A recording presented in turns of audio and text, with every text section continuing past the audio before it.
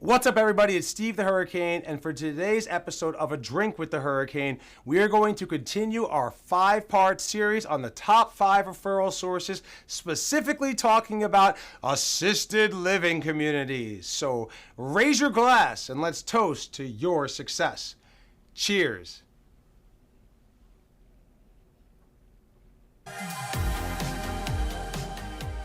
This is A Drink with the Hurricane, the talk show discussing all things growing your home care business. This video is sponsored by Home Care Evolution, where we help home care agencies adapt to changing circumstances, transform their business so that they can thrive for years to come. The assisted living community. And notice I called it a community, not a facility. I will tell you right now, assisted livings do not want to be called facilities, so don't ever call an assisted living a facility. For those of you who are clients, you can actually go into the Home Care Evolution Daily Archive and you can find a specific training that's an hour long and it's called All Things Assisted Living. Go in there, watch it. I'm going to give you a whole bunch of content there.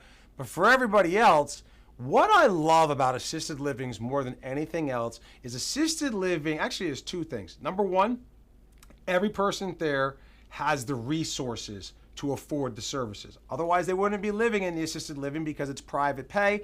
And assisted livings are not cheap. Most assisted livings are anywhere from $75,000 to $100,000 a year. So by understanding that, you know the person has the resources, and if they need help, they can bring you in.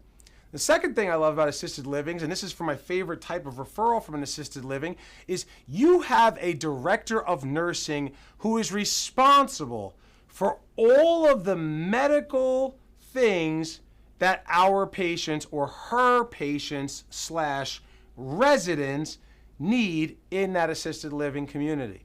And there is a specific term that I want you to write down called AL appropriate. AL appropriate. When a person is at a point where they've declined, like they come in, and I want you to also write this down too, assisted livings have a 7-year life cycle. What does that mean? That means if an assisted living in your territory is brand spanking new today, and they just opened their doors, the residents that move in today will most likely start to pass away about 7 years later. That's how long the average person stays in an assisted living. So a brand new assisted living is probably not going to be in a position to refer us that often.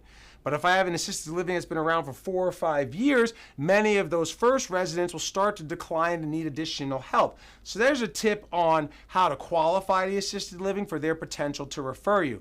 But along those lines, the director of nursing has to make sure that every single person who lives there is AL appropriate.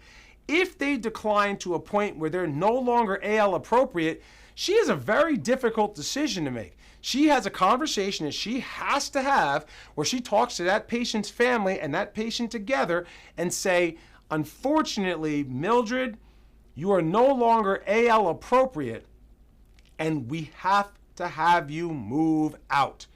And here's the real unfortunate part. The next level of care is a nursing home. And Mildred is now going to have to leave the assisted living, which has been her home for 5 to 7 years, and move into a nursing home, which is where she does not want to be. The nursing home is not going to be $75,000 to $100,000. It's going to be more like $150,000 a year to be in a nursing home. And if she has the resources, she's going to pay privately for that. Here's the alternative or the option. The alternative is to make sure that Mildred knows, well, she could move into a nursing home or she could bring in your company for additional hours of care. And what's cool about this for you is the director of nursing is the one who dictates how much care is needed. So that director of nursing will say, Mildred can stay, but she's got to have 8 hours a day, 7 days a week, or 4 hours a day, 5 days a week, or whatever it is, in order to be here safe, because if she doesn't have it, she needs too much help and we can't get there enough, and it's a liability for her to be there. Something bad or tragic could happen. That's what I love about the assisted living. That's the best kind of referral that we could have. So there's so many different ways to get into an assisted living, and I don't have time to get into all of it. But one quick way that you could get into the assisted living is through working with your marketing director, and it's a completely different approach, but you actually want to talk to them about finding out what their occupancy is like. Every assisted living is operating between 80 and 100% occupancy. Their goal is to get to 100% because that's how they max out their commission bonus structure as the marketing director. So in an effort to help them max out their census, when patients come in and they're thinking about moving into the assisted living, that's not an overnight process. They don't come in and just tour today and move in tomorrow. Does it happen? Yes, but it's once in a while.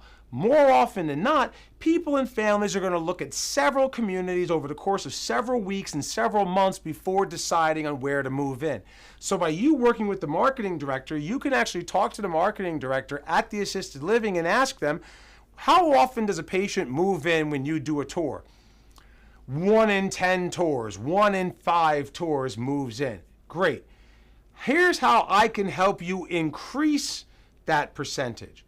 By when someone is thinking about moving in here, ask them, what are you doing for care right now? And they say, nothing. Why? Well, if they're looking for an assisted living, it's because they need some level of assistance, and I can provide the assistance for them now while they're looking for a permanent place to move. I come in, I take care of the patient for 4, 6, 8, 10, 12 weeks, and then when they ask me feedback on what I think is a good assisted living community, I can help them move into you. And that's how I can help to improve your numbers. There's also a very small percentage of folks who end up never moving in because while they're deciding where to go, something major happens to them because they didn't get the care, and then they end up going to a nursing home, and that's where they're going to stay for the rest of their life. So by you coming in, you prevent that from happening, to which when you have this discussion that I'm sharing with you right now with the marketing director at the assisted living, she's going to say that does happen. And so you can reduce the likelihood of that happening, further guiding more patients to eventually moving in there, and you share a client before they ever step foot in the door, helping the assisted living grow their census, and they want to work with you for all of their patients down the line. So there you have it, folks. That's a quick tip on getting into assisted livings, which are one of the best referral sources for private duty. If you want more help with this, you want to get more business with this, you want to grow and scale your organization, you need help getting more caregivers and having a smoother operation, removing yourself as the owner of the business from the day-to-day operations, click the link below, go to my website and register for the next Home Care Evolution Bootcamp, where you know I'm going to give you everything you need to blow away the competition.